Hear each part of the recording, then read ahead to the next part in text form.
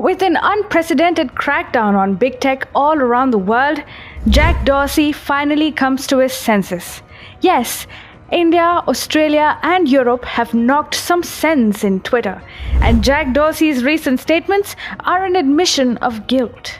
Hi, and welcome to TFI Global, the foreign affairs and geopolitical analysis arm of the TFI Media Group. I am your host Shubhangi, and in this video, we shall discuss how Jack Dorsey of Twitter has simmered down out of fear after going into a censorship rampage. Let's begin. With the tussle between democratic governments and big tech escalating, Twitter has remained in controversy for the past 1 month or so. First, the microblogging website silenced former US President Donald Trump following the Capitol incident. Thereafter, Twitter got engaged in what can be described as a face-off with the Indian government. Ultimately, India's government responded with tough draft rules for social media and OTT platforms. And now it is introspection time for Twitter CEO Jack Dorsey. Other countries too have responded to social media censorship. Poland, for instance, plans to slap $2.2 million in fine every time social media companies censor lawful posts. Social media companies also faced scrutiny in Australia after Trump was deplatformed. Similarly, leaders of France and Germany unambiguously opposed Twitter's decision to ban Trump and criticized big tech's overreach. And now, as if out of fear, Dorsey has already started introspecting. The Twitter CEO admitted that the social media platform lacks transparency and added that it has been evident in the last few years. This is a big admission of guilt. Dorsey said, "We agree, many people don't trust us. Never has this been more pronounced than the last few years. And we aren't alone. Every institution is experiencing a significant trust deficit." He also said, "We are lacking in transparency and giving people more choice and control." Dorsey is now looking to mollify the Indian government over the recent controversies. He is actually stepping back on the issue of content moderation and fund an open source social media standard. The Twitter CEO said that the microblogging platform intends to make its content moderation practices more transparent, allow people to exercise more control to moderate their interactions, enable a marketplace approach to relevance algorithms, and fund an open source social media standard.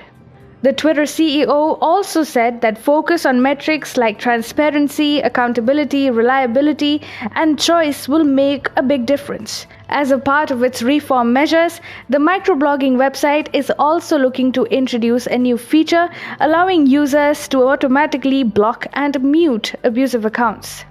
It seems quite likely that Dorsey's remarks are a reaction to India's draft Information Technology Intermediary Guidelines and Digital Media Ethics Code Rules 2021.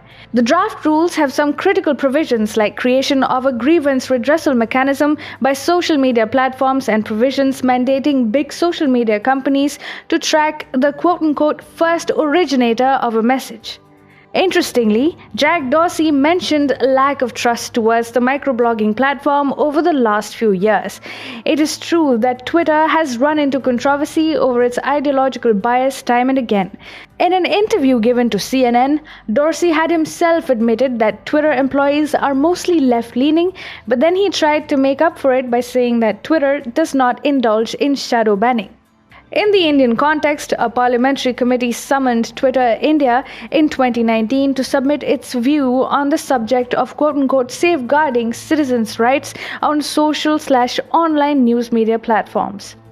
But presently, it is not the history of the last few years which must be haunting Twitter. Things blew out of proportion only after former US President Donald Trump was arbitrarily silenced by Twitter and other social media platforms.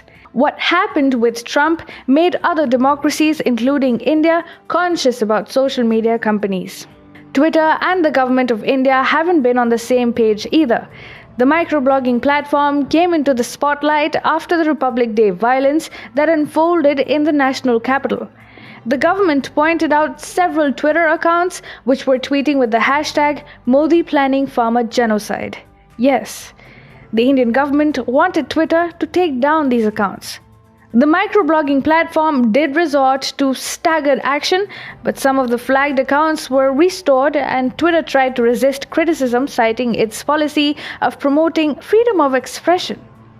So, Twitter, which had banned Trump only days ago, claiming that the president incited the Capitol security breach, followed a completely different set of norms when it came to the Republic Day violence in India. So, it is Twitter's contradictory reactions after the January 6th Capitol violence in Washington, D.C., and the Republic Day violence in Delhi on January 26, which have made it a matter of controversy.